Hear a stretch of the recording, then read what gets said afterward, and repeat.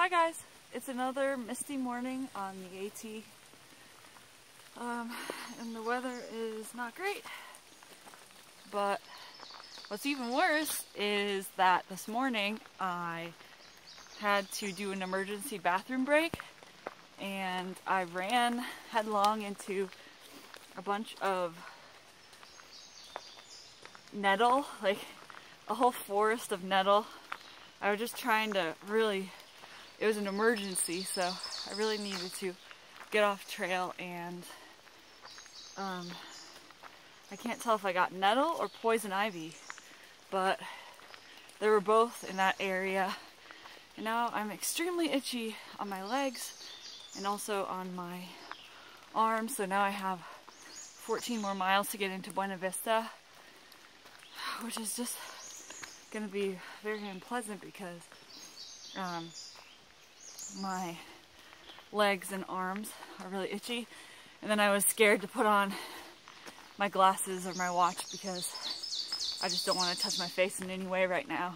I tried to wash off my hands and the areas, but we didn't have that much water, so I wanted to conserve the water that we did have. We each had like a liter, so it's pretty bad.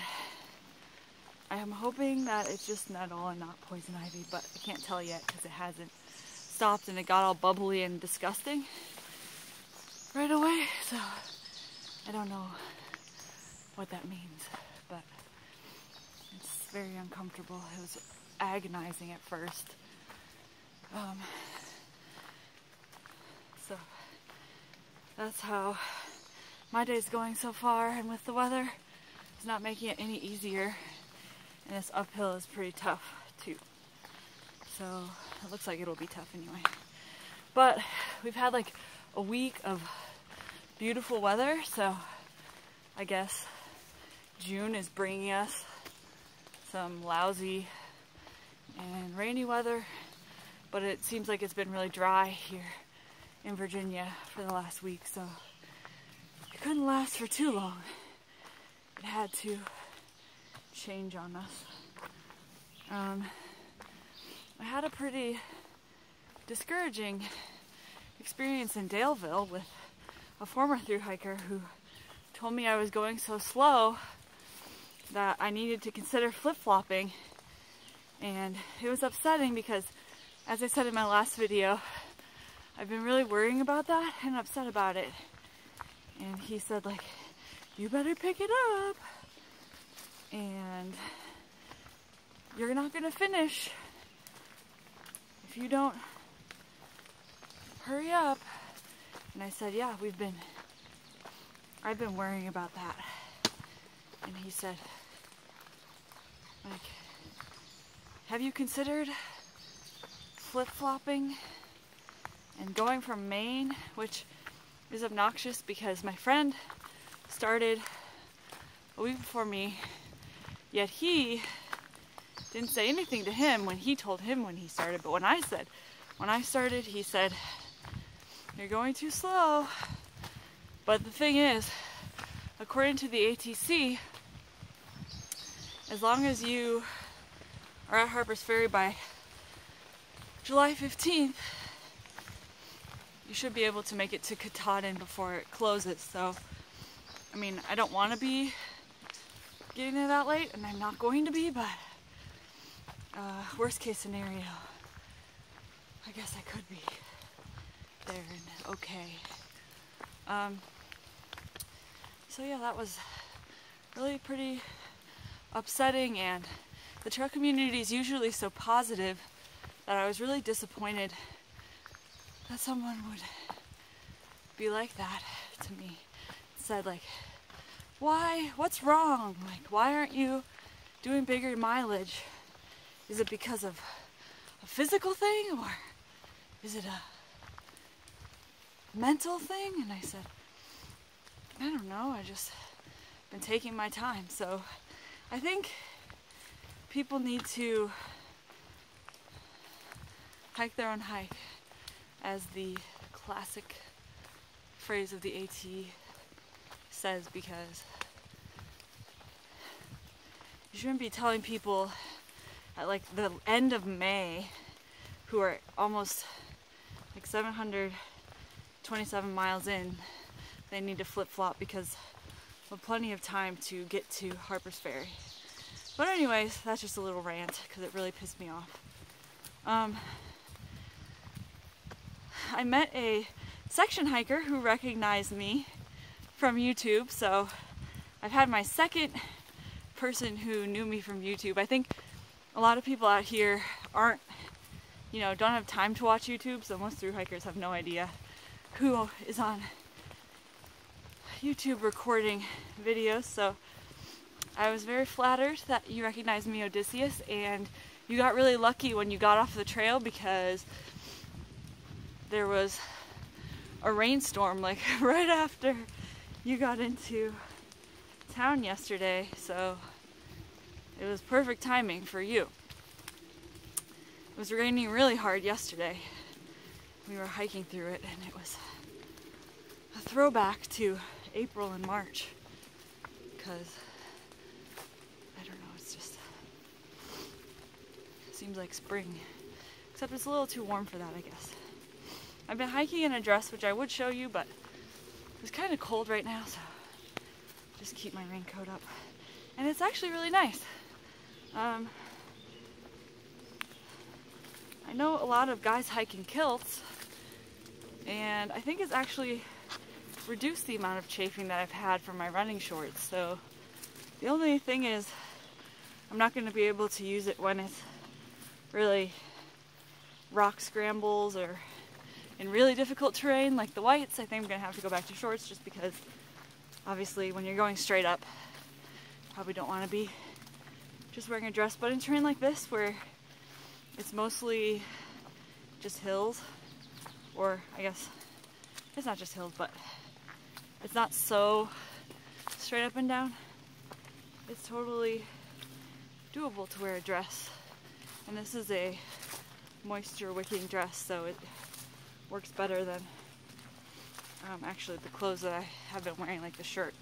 It stays drier more easily, it dries more quickly, and it doesn't smell as bad, so it's a really good quality dress. I'm getting new shoes shipped to me in Waynesboro. I'm getting shoes with thicker soles, so we'll see if those work out better for me, because these Saucony trail runners are good most of the time, but when I'm walking on rocky terrain, I can feel every single rock really acutely, and it's quite painful, so it's not a very enjoyable experience to be walking on anything rocky. The other day there was like this little knob that I walked over, and it doesn't even look that bad. A lot of times the things that look not so bad in the elevation profile are like the worst. Like I don't know, Grayson Highlands, the section between Mount Rogers and Grayson Highlands, for instance, looked relatively flat. It was all rocks. And then this section was just a little bump. It looked like it was really steep up and a really steep down. Did it right at the beginning of the day. So it was a lousy experience for us. And not fun at all. You know, my legs are still itching, so I don't know. There's probably poison ivy. That's not a good thing. Because I really wanted to get in and out of Buena Vista and not have to spend much time there, but looks like I have to be there for another overnight at least to try to wash off this nastiness. I guess not much else exciting to report at the moment. I'm ready to be out of Virginia. Virginia is a beautiful section of trail, but it is very long, and I just am looking forward to having a little change of pace after being here for so long. I'm really looking forward to the Shenandoahs. One thing that happened the other day is that we went to a restaurant in Buchanan. Apparently it's pronounced something like that. It's not Buchanan, which is how I would pronounce it. It's like Buchanan. And I wanted to get a milkshake because I've been really craving it. And they didn't even have milkshakes, but they had ice cream and milk, so I just got ice cream scoop and a large thing of milk and made my own milkshake. But I'm looking forward to how in the Shenandoahs you can carry less food and then just stop and get like milkshakes or a hamburger or something at lunch or dinner at the campgrounds.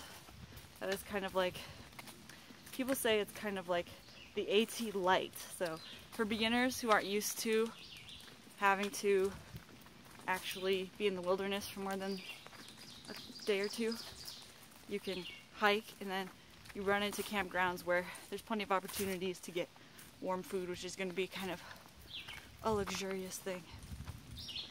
And then I'm looking forward to getting into West Virginia and Maryland, which are supposedly flatter. I think it's really weird though, because people kept saying Virginia's flat, but besides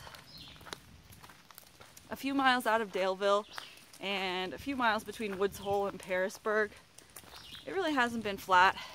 And it's never been flat for 20 miles at a stretch. So there's never been a full day where I'm walking on flat terrain. And actually the terrain has been getting harder because we've been having some pretty brutal climbs, and I know we have some more coming up in the next couple days with the Priest, which has been built up as this horrible climb, or horrible downhill. It looks worse on the downhill actually, so I'm not sure what to believe, but I guess there are some flat sections, like right now I'm walking to a pretty flat section, but for the most part it hasn't been easy. I've also been trying to increase my pace a lot and go faster, but it really is hurting my knees, so I'm getting some of those Mueller or Miller, I'm not sure which, knee braces that everyone wears, those little black straps, and I'm hoping that those will make a difference. I have an ace bandage that I've been wrapping around my knee when it gets really bad to support it when I'm doing downhills, or even like really steep up. Sometimes it gets pretty sore, and it does make a significant difference. So I think the knee straps are going to limit my motion a little less, and also hopefully hold in the knee and make it feel better, so I can continue to go like 2 miles an hour or faster generally, because that's what you really need to do 20-mile days. You need to be doing about 2 miles an hour to expect that you're going to be able to do a 20-miler. And I was talking to someone after this discouraging experience. Let me just make sure there's no one behind me. Yesterday, and they were saying that just need to average 15 a day to finish by Labor Day, which would be a nice target for me, about 6 months. So we've been doing 15s the last few days, and hopefully we'll be able to increase it to 20s or low 20s as my pace increases a little more. But it's still not easy. My pack isn't the lightest. I need to get a summer sleeping bag that's relatively cheap, so I'm on the hunt for that right now. But I don't want to spend a ton of money on a new sleeping bag. So that's about it. Still itching. I'll talk to you guys soon. Maybe I want to do a video of the Priest because everyone says it's so bad. So I guess that'll be my next one. Bye bye everybody.